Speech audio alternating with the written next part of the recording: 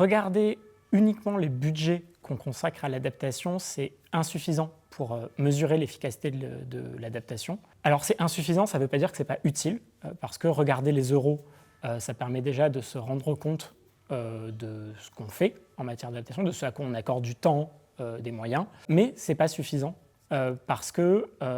si on regarde uniquement là où il y a la petite étiquette adaptation, on loupe une grande partie de l'effort parce qu'en fait, il y a beaucoup d'autres dépenses qu'on fait pour tout un tas d'autres raisons. Par exemple, si on rénove une infrastructure, si on le fait bien, si on le fait en tenant compte du climat futur, ben en fait, on contribue aussi à rendre cette infrastructure plus robuste et donc l'économie plus robuste. Et c'est insuffisant également parce que les euros, c'est une chose, mais ça ne dit pas si on fait bien,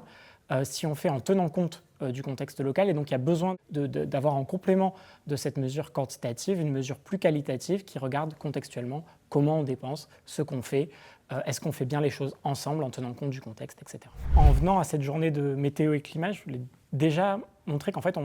ces questions d'adaptation, de mesure de l'efficacité de l'adaptation qu'on se posait de manière très théorique il y a 10 ou 15 ans, on commence à pouvoir se les poser de manière beaucoup plus pratique avec tout un tas de remontées d'indicateurs, de données. Je voulais partager certaines mesures que nous, on peut avoir à l'Institut de l'économie pour le climat sur qu'est-ce qu'on arrive à savoir de comment on s'adapte aujourd'hui, comment on dépense pour l'adaptation. On fait des choses, il y a des choses qu'on fait moins bien, discuter de tout ça.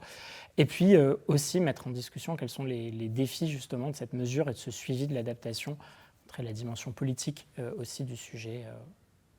aujourd'hui.